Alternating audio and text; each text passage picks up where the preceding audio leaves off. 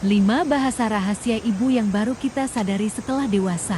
Pernah gak kamu lagi di titik paling rendah dalam hidupmu? Kerjaan berantakan, hubungan gagal, dompet kosong.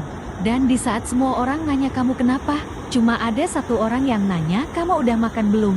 Pertanyaan itu kedengarannya sepele. Tapi malam ini, aku mau bongkar kenapa justru kalimat sesederhana itulah yang mungkin telah menyelamatkan hidupmu tanpa kamu sadari. Karena ternyata ibu itu punya 5 bahasa kasih rahasia. Bahasa yang tidak pernah diajarkan di sekolah, tidak ada di Google Translate, dan sering kita anggap biasa. Padahal, kalau salah satunya hilang, baru kita sadar, kita kehilangan segalanya. Kita mulai dari bahasa yang paling sunyi. 1. Doa diam-diam. Pertama adalah doa diam-diam. Kita sering minta didoakan teman, minta didoakan ustadz, minta direstui atasan, tapi kita lupa.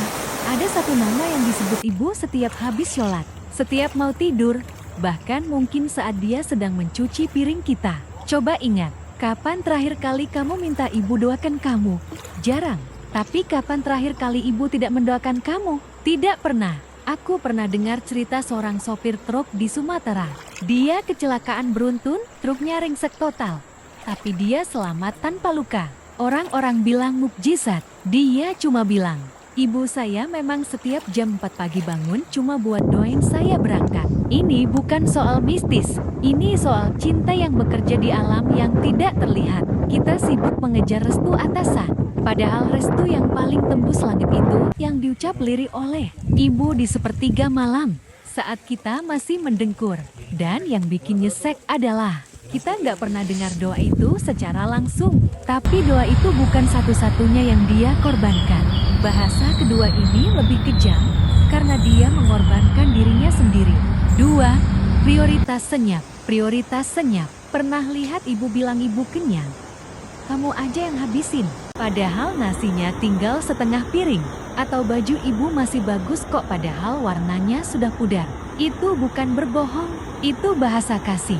Ibu itu punya kalkulator ajaib di kepalanya. Uang 50.000 bisa jadi sepatu baru buat anak, bisa jadi buku, bisa jadi uang saku. Tapi dia tidak pernah memasukkan dirinya ke dalam kalkulator itu. Kita sebagai anak sering merasa ibu itu pelit sama dirinya sendiri. Bukan, dia sedang mengajarkan kita definisi cinta yang sebenarnya. Cinta itu bukan memberi dari kelebihan, tapi memberi dari kekurangan. Coba tanya ke diri sendiri, kapan terakhir kali ibu beli sesuatu untuk dirinya tanpa rasa bersalah? Kalau kamu nggak bisa jawab, berarti bahasa ini sudah lama dia pakai untukmu. 3 waktu yang dikorbankan. Ketiga ini yang paling tidak bisa dikembalikan, waktu yang dikorbankan. Jam istirahat ibu itu bukan jam 12 sampai jam 1 siang. Jam istirahat ibu itu adalah 5 menit setelah semua piring bersih. Setelah baju anak sudah disetrika untuk besok. Setelah rumah sepi. Kita sering menghitung investasi dalam bentuk saham, kripto, emas. Ibu menghitung investasi dalam bentuk jam terjaga. Saat kamu demam jam 2 malam. Siapa yang tidak tidur saat kamu skripsi dan begadang? Siapa yang tiba-tiba buatin teh hangat tanpa diminta? Waktu tidurnya dia tukar dengan waktu hidupmu. Dan yang paling menyakitkan, kita baru sadar nilai investasi itu setelah kita merantau. Setelah kita harus ngurus semuanya sendiri dan baru sadar, ternyata dulu ibu capeknya segini ya. Waktu ibu itu tidak pernah kembali. Dia tidak minta ganti. Dia cuma minta satu hal yang nanti aku sebut di akhir. 4 perhatian kecil. Ini bahasa yang paling sering kita anggap selewat. Udah makan belum? Jangan lupa pakai jaket tadi di jalan gimana? Kita jawab sekenanya, udah, bawel Padahal, kalau diperhatikan, ibu itu seperti detektif terbaik di dunia. Dia ingat kamu nggak suka bawang goreng. Ingat kalau kamu gelisah suka garuk kepala. Ingat kalau kamu sedih suaramu jati pelan. Orang lain mengingat kita karena ada maunya. Ibu mengingat detail kecil kita karena memang seluruh dunianya adalah kita. Cinta dari orang lain itu seperti kembang api, meledak besar dan indah sesaat. Cinta ibu itu seperti detak jantung, kecil, pelan, tapi konsisten sampai mati. Dan kita sering baru sadar pentingnya detak itu saat ia berhenti. Makanya jangan heran, makanan seenak apapun di restoran bintang 5 tidak akan pernah bisa mengalahkan telur ceplok buatan ibu, karena di dalamnya ada bumbu yang tidak dijual di supermarket. Perhatian. 5. Sabar tanpa batas puncak emosi. Dan bahasa terakhir, yang paling berat, sabar tanpa batas. Ini bahasa yang membuatku merinding.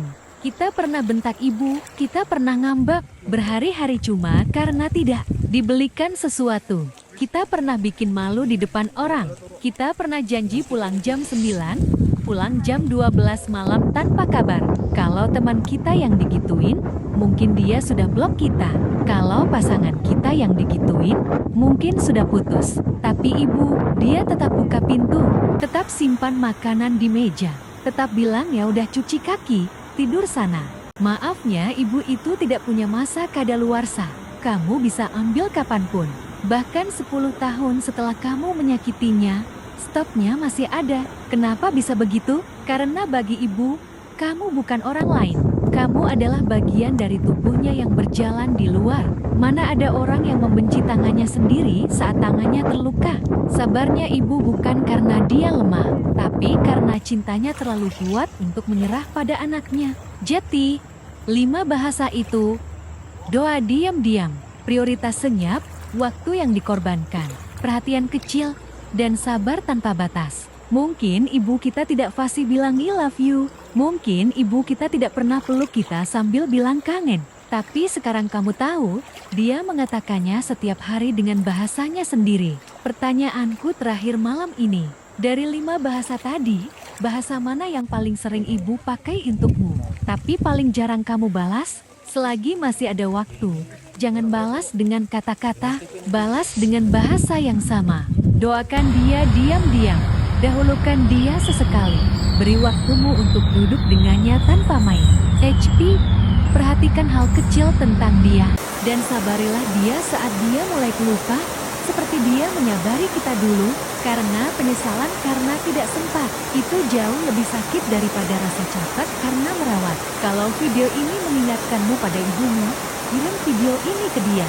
Atau cukup, malam ini, peluk dia lebih lama 5 detik. Percayalah, 5 detik itu akan dia ingat seumur hidup.